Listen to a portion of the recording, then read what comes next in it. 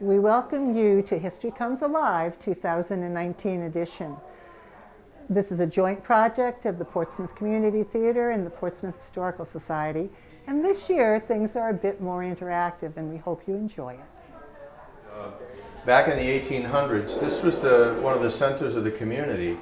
There was no entertainment to speak of, and they all came over from England for religious freedom. And this was really the center of the town, the churches of the various denominations they had. And this was their gathering place. This was their place to fellowship and meet and to worship. And what you're looking at here is, well, first of all, let me welcome you. I'm a member of the board, Dave Duggan, and this is our last day that we're open for the season, Columbus Day. And so we're having History Comes Alive, which is with the Portsmouth Community Theater. The actors will be portraying actual figures in Portsmouth history. And this year's event has many ways for you and your guests to get into the spirit of the afternoon and to participate in the presentations. So if you'll follow me, we are going up to the audience room of the old Christian Union Church, built in 1865. It was donated to the Portsmouth Historical Society by the remaining members in 1938 because people just went away. It just dissolved. No one was interested anymore. People in the 30s got interested in other things, so it was donated to us, and we're glad to have it because it's where all of our collections reside. So please join me upstairs, and we are going to meet John B. Goff, leading a rally on the perils of drink. This is the audience room or main meeting room of the old Christian Union Church. Church records show that there were temperance speakers in this very room who rallied the Portsmouth town folks to support the social movement against the consumption of alcoholic beverages. We're going to step back in time. The year is 1886, and the famed temperance preacher John B. Goff is leading a rally against the perils of drink. Please make your way up to the front with me of the room, and Mr. Goff will begin the rally soon.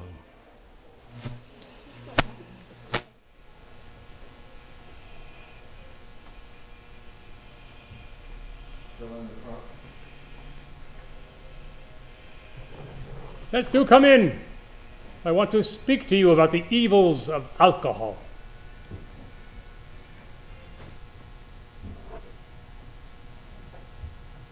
Oh, good afternoon. Good afternoon.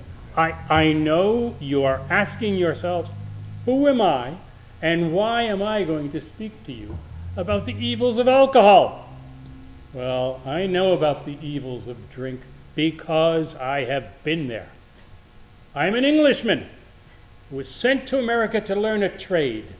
And when things did not go well and things turned hard, I turned to drinking a lot.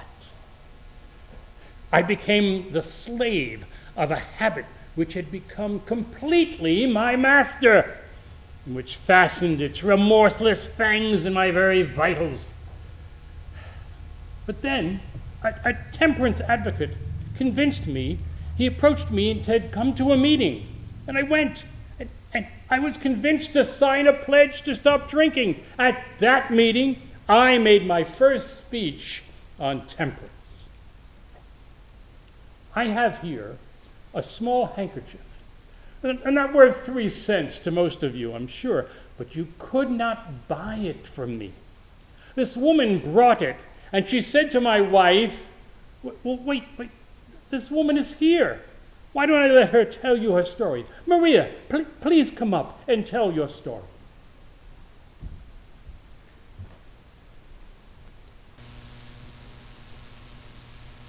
I am very poor. If I had $1,000, I'd give it. but I brought this. I was married with the brightest and fairest of prospects before me. But then, my husband took to drinking, and everything went. The pianoforte my mother gave me, and just everything was sold.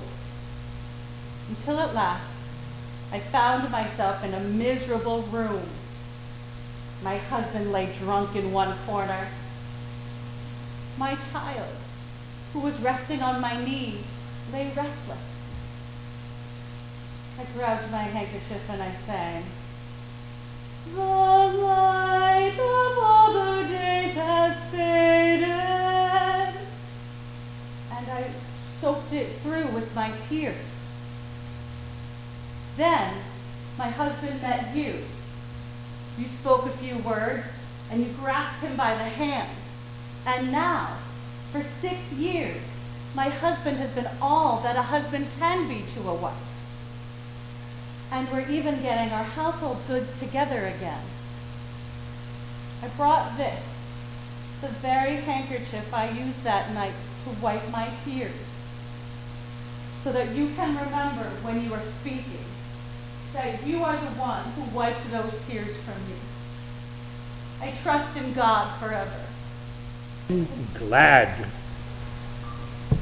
Now for a moment, let us look at some of the excuses given for drinking. You know, those reasons people give for taking up a glass. Now, a man once rose at a meeting which I held, and he said, I will sign the pledge if you let me have a little drop when I want it as medicine.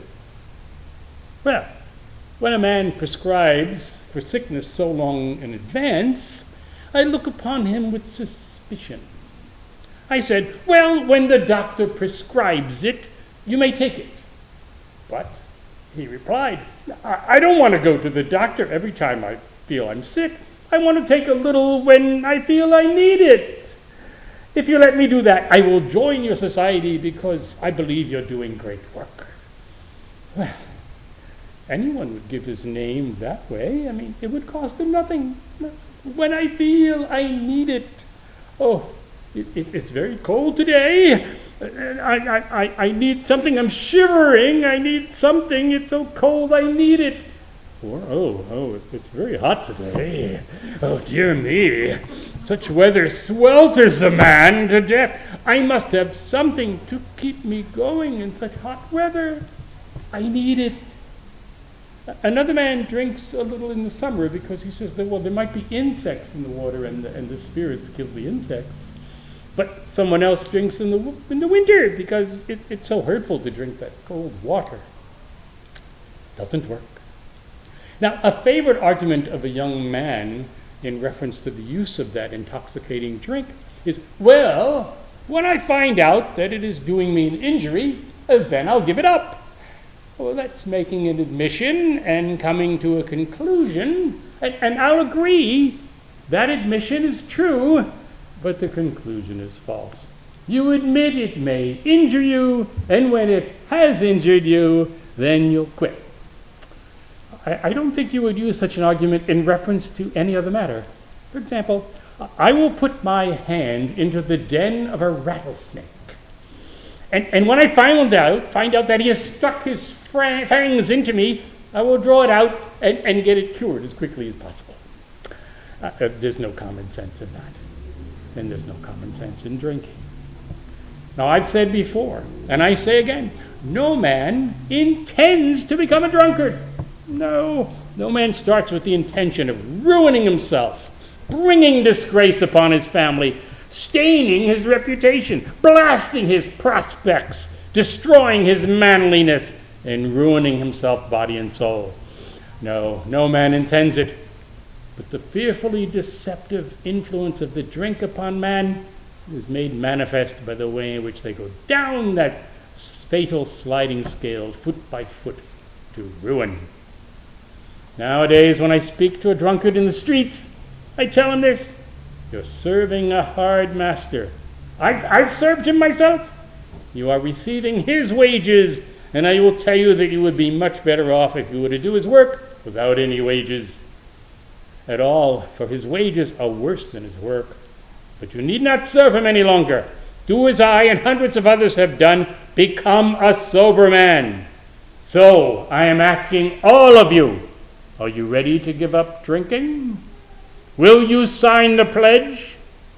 So I ask you, we're going to close with our temperance song, and we will pass out pledge cards, and I'm going to ask you to sing our song and consider signing that pledge card, okay? And promise not to drink. I actually need my song. All right, you all know the tune of Yankee Doodle Dandy, I assume. Everyone have a copy of the song? You need one. Okay. Let's give a rousing rendition of the Temperance Folks Wake Up. Got that? Okay. Jump on the tambourine. Yankee Doodle came to town, riding on a pony, stuck a feather in his cap and called it macaroni. So that is our melody. The temperance folks are waking up throughout this Yankee nation to put the liquor traffic down and drive it from creation. That's the way to win the day. Wait a little longer. Rum shall fall with tyrants all when temperance votes are stronger. The drinking dens are surely doomed, for God will come with vengeance, since all good men are going in, united for no license. That's the way to win the day. Wait a little longer. Rum shall fall with tyrants all when temperance votes are stronger. Too long King Alcohol has reigned, a moral suasion scorning. Too long his murderous savages have filled the land with mourning. That's the way to win the day. Wait a little longer. Rum shall fall with tyrants all when temperance votes are stronger. So I beg you to sign that pledge card. You need the date? Well, it's October 13th, 1886. You should know that. Put that date down if you want. And I want you to sign it, and I want you to keep that. So we had a pencil. And if you need the date, remember it's October 13th, 1886. Please don't forget the date. Don't forget the date. Put that date down. Keep that card with you. Look at it when you're tempted to take a drink. And with God's help, may we all be sober. Thank you. Thank you so much. Tell your friends to come to my next meeting. You're about to enter the southernmost schoolhouse, built in 1725 here in Portsmouth. The original schoolhouse is probably the oldest public schoolhouse in the United States. Today we would like you to imagine that it is the Newton School on Turnpike Avenue. Isabella Fish, who taught in Portsmouth schools for over 35 years, is beginning the school year with a new class. Step back in time. The year is 1901, and you are the students of Miss Fish's second grade class. As Miss Fish seats you in the schoolhouse, you will find your name for this class on the slate on your desk. So please follow me.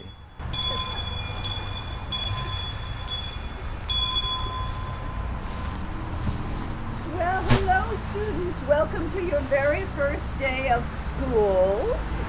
I'm your teacher, Miss Fish. Once we enter the classroom, I invite the girls to take a stand on the right next to a desk and the boy to the left. Follow me.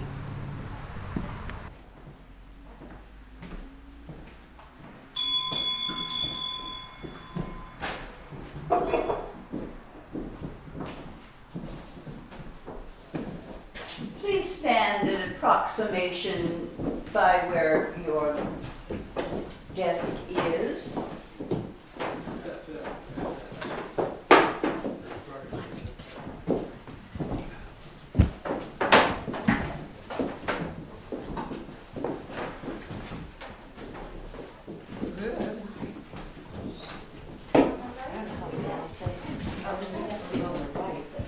Boys on the left, girls on the right. On the right side of We certainly don't want boys and girls sitting next to each other. That's trouble to begin with.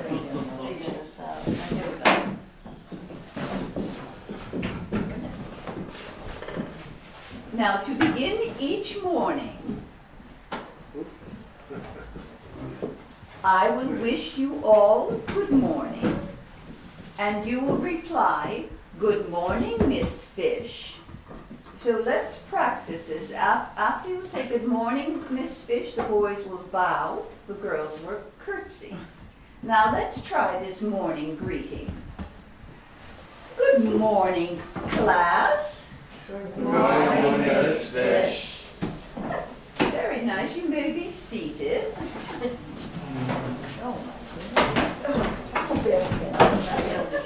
How should we be more comfortable in these chairs? These are a little higher. Oh, yes.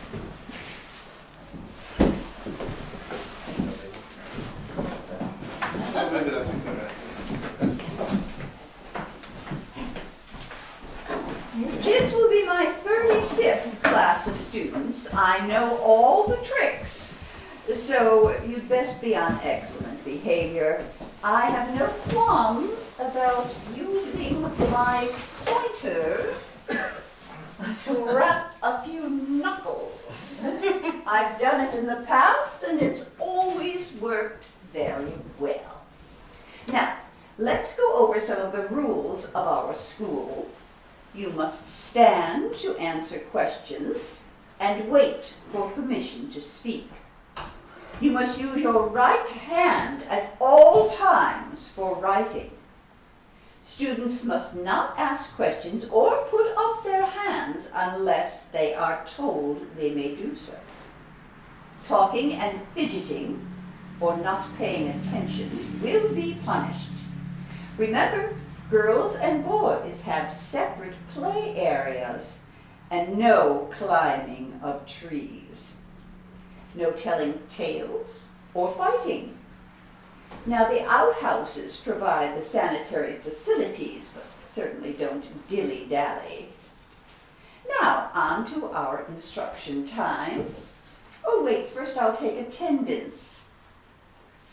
Your name is on the slate before you. As I call your name, and I see we have some absences today, just say present, Miss Fish.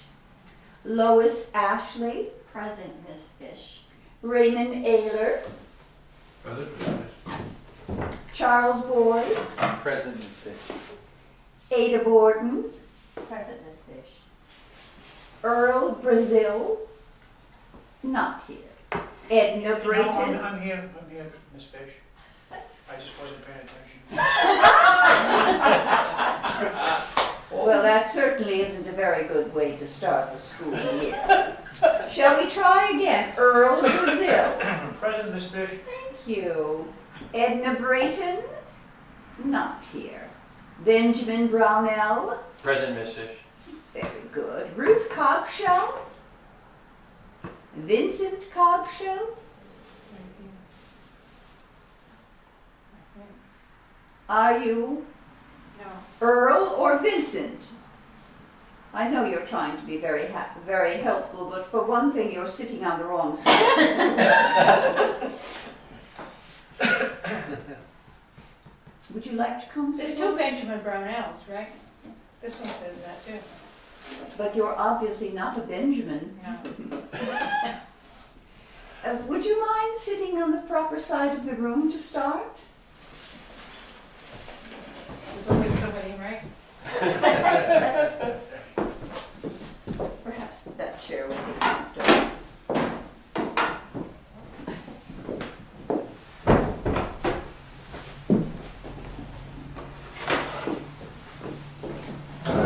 Ruth Coggshall, Vincent Coggshall, Lillian Duckworth. Now I'm Lillian Duckworth. Wonderful. And what are we to say? Present, Miss Present, Fish. Miss Fish. Excellent. Inez Gifford, I think, is not here. Marjorie Grinnell. Benjamin Hall.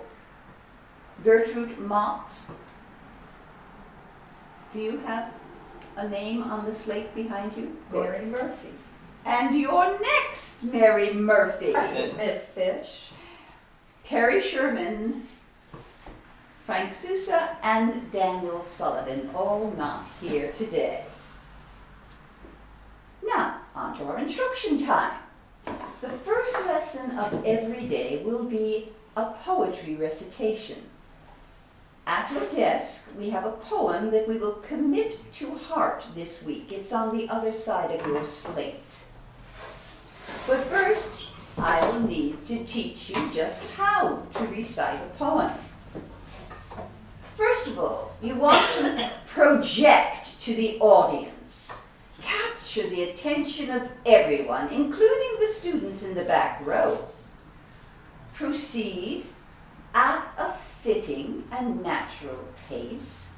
Now, with rhymed poems, be careful not to recite in a sing-song manner.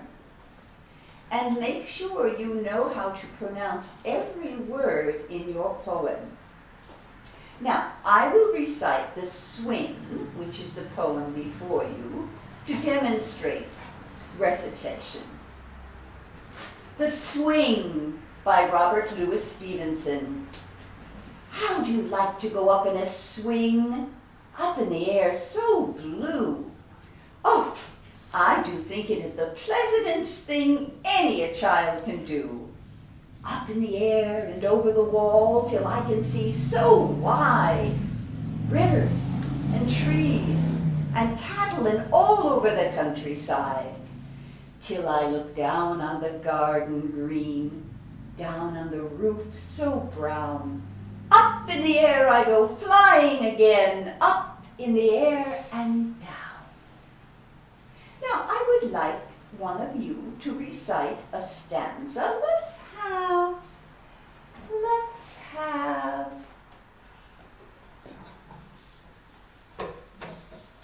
Miss Murphy, Mary Murphy. Okay. Will you please stand and recite the first stanza of our poem?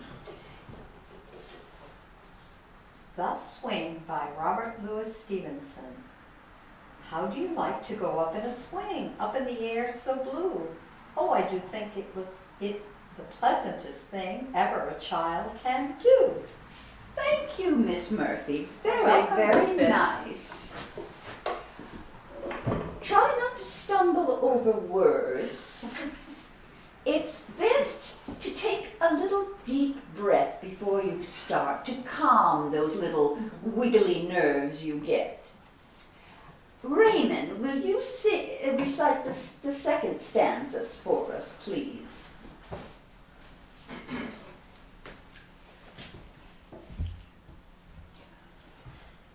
Up in the air and over the wall, till I can see so wide. River and trees and cattle and all over the countryside. Very nice. You may be seated. Let's go back to, is Ada Borden here? Present. Thank you, Ada. Will you stand and recite our final stanza, please? Till I look down on the garden green, down on the roof so brown, up in the air I go flying again, up in the air and down. Very nice. Sit down. That was very clearly recited. A little sing-songy, but it's our first day. I'm sure we'll improve with time. Our next subject is spelling. We will work on a different list every week. Let's go round robin, and I will give you a word, and you can perhaps suggest a sentence that goes with the word, and then attempt to spell the word. So let's start in the back. Let's have you stand, and your word. Malicious. Yes. The boy was malicious today. Oh, very good.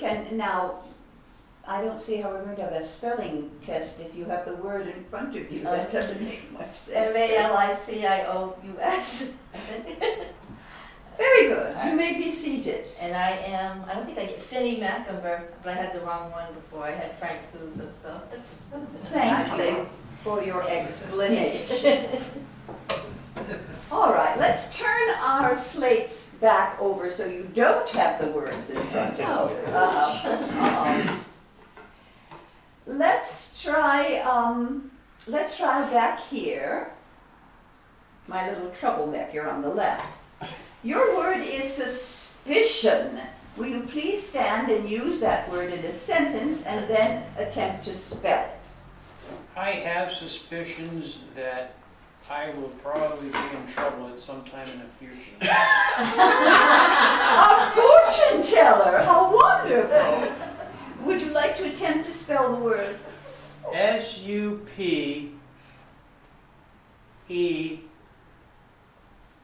S-U-P-E-S-I-O-N. Good try. You may be seated. Let's go back over here. And Lois, will you use the word height in a sentence and then attempt to spell it? The height of the tree was 38 feet. Wonderful, a scientist. And Height, H-E-I-G-H-T. wonderful, very good. I see great things in your future. Thank you, Miss Fish. You're welcome. Let's back over here. And you may stand. And I'm not God.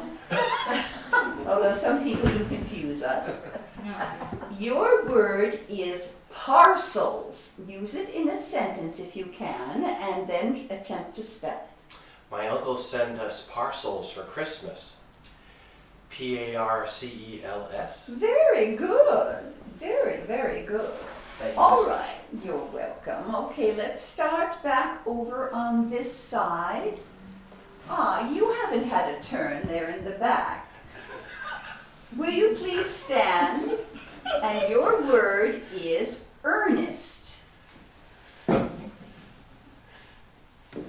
And you're supposed to have your slate turned the other way so you do not have the words in front of you.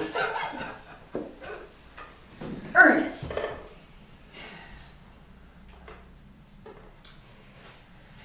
Give it an earnest try. I will give it an earnest try. Good. Can you try? E-A-R-N-E-S-T. Very good. You may be seated. Thank you, Miss Fish. Now, Ernest is also a gentleman's name, Right. in which instance the E would be capitalized. Well, I can tell you are a very intelligent class, and I look forward to the new school year. A class dismissed to recess time. And now this building here may look like a barn, but it's the actual Portsmouth Town Hall of the 1850s. This is where all the administration was done for the town of Portsmouth, for the farming, the taxes, all done in this building. It was moved from the town hall site slightly, and I'm not sure if it was north or south, but and the fire department used it for storage. And after the fire department was done, I believe it was in the 70s, it was moved here permanently so that we could keep this part of Portsmouth history. The Historical Society uses this building to display our farm equipment and is a very appropriate place for you to meet miller and farmer Benjamin Boyd. In the 1940s, Benjamin Boyd was interviewed by a number of local reporters. They were interested in his memories of running a windmill and farming, and also what he did for farming in Portsmouth. So you'll step back in time, the year is 1944, and you are young reporters interviewing Mr. Boyd. So you are going to get involved in this. As reporters, you have done your homework and have a number of questions to ask him about windmills and how agriculture has changed over the years. So come on in. The story of the Benjamin Boyd. It's not the most photogenic, but it will do. Now, essentially what a windmill is, a grist windmill is it takes the products that I grow on my farm and it grinds them up to be used for various things. They can be used, depending on the grain, for whiskey, for example. We don't do that, but they could be. There is one mill I'll talk about that does do that. Most of the time it's for feed. So you take something that looks like this, which I'm sure you've all seen, corn, throw it into the mill, and it comes out looking like that, which you then use as part of the feed for the various animals. Now the big advantage, of course, of a windmill, grist mill, is that you put it in there, the windmill takes care of everything, no cost, it's free, the wind, and no labor except for packing things. These days, unfortunately, we're starting to get away from windmills. There are things like this. This is a hand crank grinder, but you can see the problem there. Sure, it works all right. You put the stuff in, but then you have to get by it and do and who wants to do that for 8 hours a day? So, but other things are coming along, unfortunately, but that's the way life is. Now, the first question. Now to explain that briefly. Mr. Wood, how many windmills were there in Portsmouth when you were That goes right to what I was just talking about, because there were, when I was a boy, 10. But as the years have gone by, today there are exactly 3. As I said, they're becoming less and less popular as machinery of various types takes over.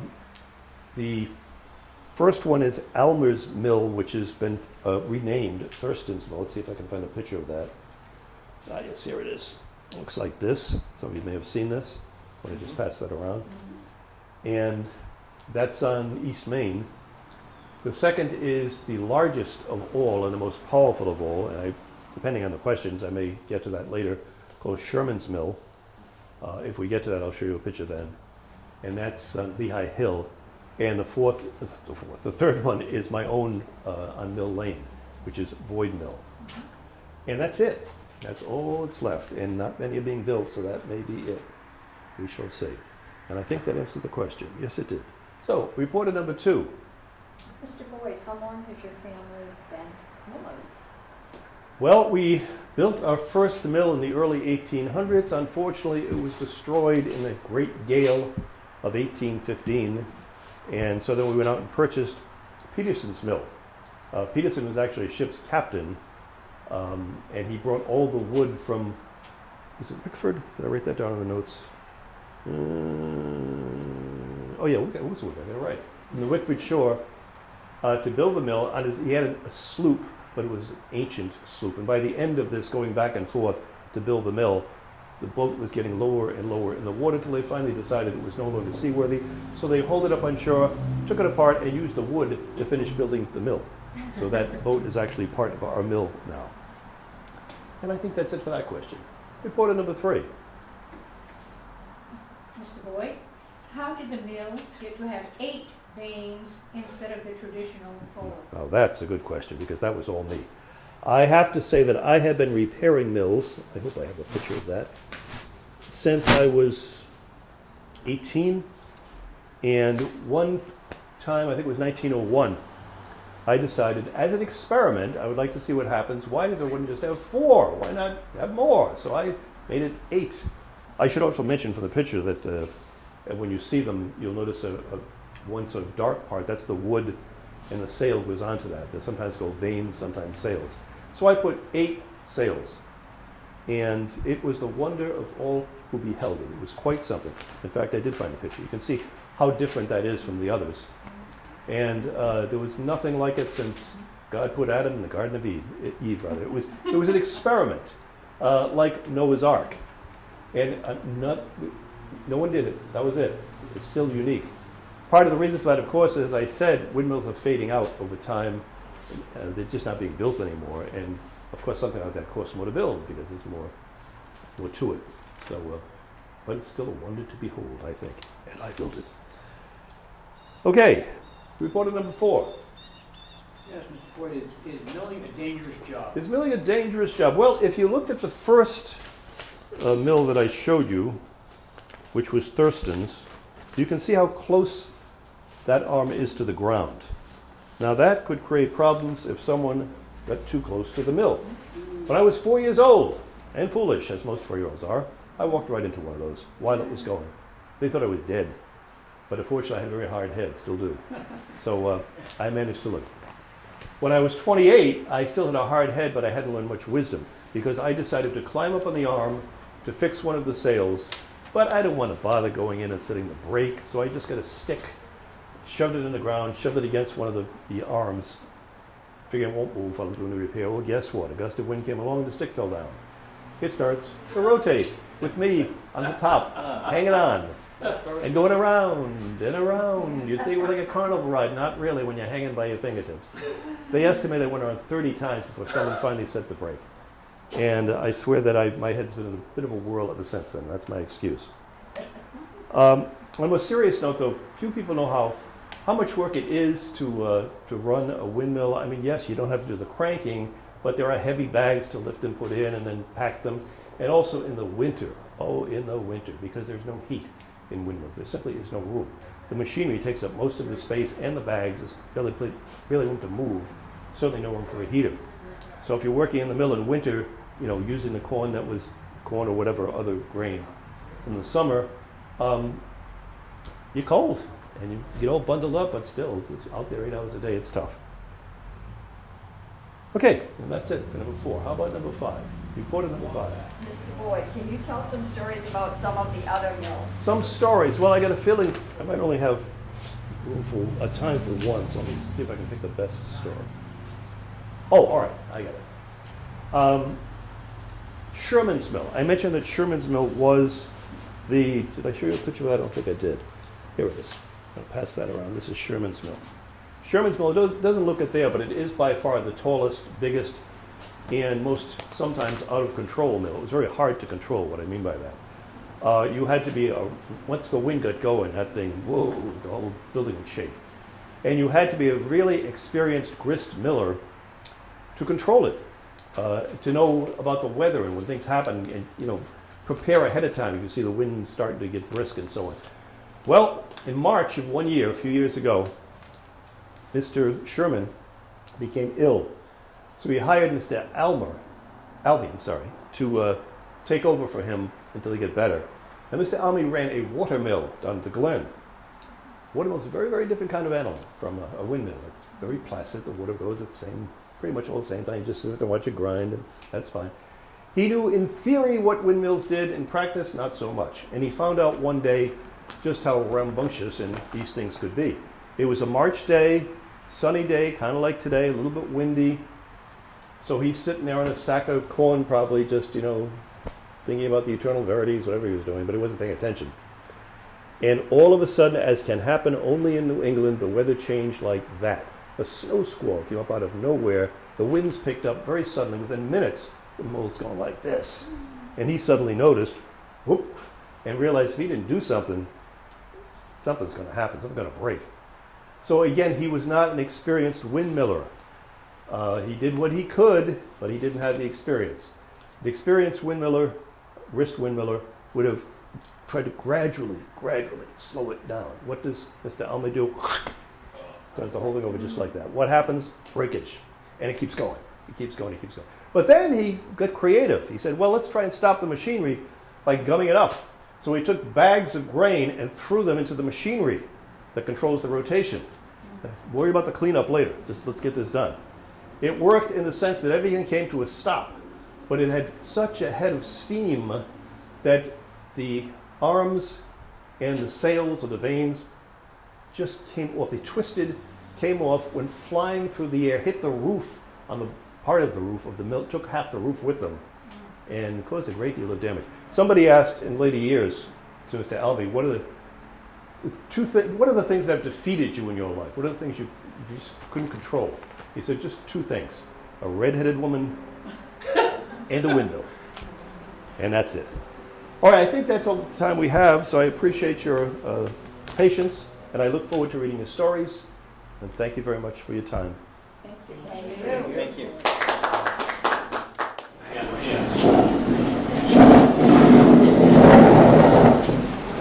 Everybody take a seat, please.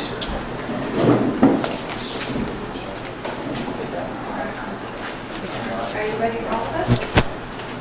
Right. Are you beginning of the tour? You can join this one. Okay. Welcome to the main part of the museum for the Portsmouth Historical Society. This area has been arranged to give you a glimpse of home life in Portsmouth. Today, the kitchen, which we're simulating here, is where Gertrude Mackenberg, the first organizer of Girl Scouts in Portsmouth, is preparing her monkey patrol of Bluebird Girl Scouts to pass their cooking badge. Step back in time. The year is 1924. You are the Scouts, and Miss Mackenberg will quiz you on your knowledge of cooking. Remember, this is the 1920s. There are no microwaves or electric appliances. Take a name tag from the basket. This is the name of an actual scout in the troop in Portsmouth in 1924. Miss Mackenberg. Well, welcome, Scouts. As you can see, we have gathered in our circle of friendship, and we are here today to work on our cooking badge. This is what your badge will look like if and when you earn it, okay? And that's why I'm here, to help you get to that point. Now, I'm going to do a roll call, and we're all going to join us. So you be what? Gibson, okay, and Hope, and Margaret Martin, you'll be Martin Martin, okay, and Ruth Peckham. Hello. Glad to see all my students are here. Laura Omni, and we have Irene DeHart, and we have Virginia Sherman, and I see we have a guest. I'm so glad. What this nice young lady with the class. Wonderful. Okay, now have no fear, Scout. This is just learning. We're all learning here. We earn badges in order to gain skills, okay? Now, oh, may I mention, I'm very proud of all of you for earning and doing so well on your cycling badge. Excellent. Now, some of you may already have some skills in cooking, so I would expect that you would help those other scouts that do not have as much skill as you do. And remember, this is not a competition, just practicing. Now I'm going to ask you a couple of questions, and feel free to answer them. Don't be shy.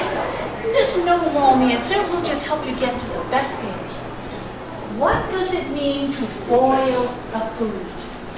Anyone? Did you say boil a food? What does that mean? How do we do that? Get bubbles in the water. Bubbles, okay, that's very, very good. You have to heat the liquid, which brings the bubbles constantly to the surface of the water. So you go very close. What does it mean to bake? Remember, bake. What does it mean to bake? How do we do that? Generally, it happens in an oven, yes, with a dry heat, usually in an oven. Very good. What? Now, here's a hard one. How do we broil? What does it mean to broil a food? To cook it under direct heat. Very good. Your mother must have a boiler in her house. Yes, it means to put the food on a grill under a direct heat source. Very, very good. Now, why is it not recommended that we fry our foods? Any ideas? Well, our fried foods have twice as more calories as our counterparts of not fried foods. And we know that's not good for us to have too much fried foods. Now, here's something that's very, very important. I hope you all know the answer, but if not, you'll get it right now. How many cupfuls in a quart? Very good! Excellent! There are 4 cups in a quart. Oh, this glass is amazing. Now, I'm going to work with 3 vegetables here. And I'm going to ask you how your family or you may be able to cook this. Okay? God, tell me, how would you cook that in your family? Tell me some ways on how you think you could cook that. I would skin it, dice it, and boil it. Okay, any other ideas? Well, this is one of the stars of our kitchen. We can boil and mash it. We can steam or bake it, saute it, puree it in a soup, and my favorite, bake as fries. Very good.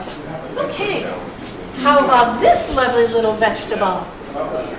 How about the guest? Let's involve our guest. How would you, and what's your first name? Bev. Well, you are in the right class. Bev, tell me, have you any idea in some ways that your mother might have cooked this that you could do? She didn't cook it? That's how you do it. I can just slice it up and boil it. Well, you could boil it or blanch it, yes. Any other ideas? You could bake it. Bake it? You get raw. You could eat it raw. You get it raw? With a dip. With a dip. Oh, we are in 1924. Steamy. And my favorite, come on, no one mentioned this one. Roast. Glazed carrots. Oh, yes. Okay, let's do one more. Another star in our kitchen. Laura, tell me, how would you cook that green pepper? Saute it. Saute. Any ideas? You could bake it. You could bake Stuff it. Oh, stuff it, yes, of course. Anything else? Well, Add it to soups and stews. add it to soups and stews, very good. Well, this little gem here, of course, can do many things, but most of the popular ones are stuff it, roast it, grill it, stir fry, boil it, and of course, steaming it. Those are just a few of the things that you can do with these vegetables. And naturally, certain families have their own ideas, and it's wonderful to share these with other people. Now I'm going to ask you something very important about milk. Who knows the difference between whole milk and skimmed milk? The fat has The been fat. humbled. Yes. Does anyone know the percentage of fat between the two? Whole milk has 3.5% milk fat. Skimmed milk has 0.5%. It's a big difference there. Now, who can tell me how to cook a poached, cuddled, or hard-boiled egg? Remember, class, this is not a competition. We're all here to learn. Well, a poached egg is put directly into the liquid, for instance, water or chicken broth, whereas a hard egg is first placed into a dish, perhaps a ramekin. That is placed into the boiling liquid. And of course, hard-boiled, you put them into cold water with at least an inch of water over it, bring it to a boil, wait another 6 minutes, and then scoop them out with a large spoon and put them into an ice bath for about 5 or 6 minutes, and then peel them underneath cold water. So eggs have quite a bit of different ways that you can cook them in your kitchen. Well, Scott, I compliment you on a very good practice session. And remember, we as a practical part of our cooking batch, we now have to prepare a meal for our scouts. So I'm going to assign each one of you scouts something that you need to do for the main menu. Let's see, here we'll have Gladys. Gladys, you'll be making a meatloaf. Hope, you'll be making delicious fruit salad. Margaret, you'll be making baking powder biscuits. Ruth, let's see, I'll have you make a mystery cake. Don't worry, dear, I will supply you with the recipe. Now let's see, Laura, how about arrangement of the tableware as you will be setting the table for the dinner? Now, I want you to go home and practice this with your families. Remember, in inclusion here, meeting today and we're meeting next week, we'll be still learning some more. It is not a competition, it's all about learning. Now, as in closing, I would like you to say our Girl Scout slogan, repeat after me. Do a good turn daily. Do a good turn daily. Thank you, Scouts. Remember, as you go home, every good thing you do for someone else could change their lives. See you next week. Thank you. Thank you for joining us today, and we look forward to entertaining you again with History Comes Alive. Okay, that's good.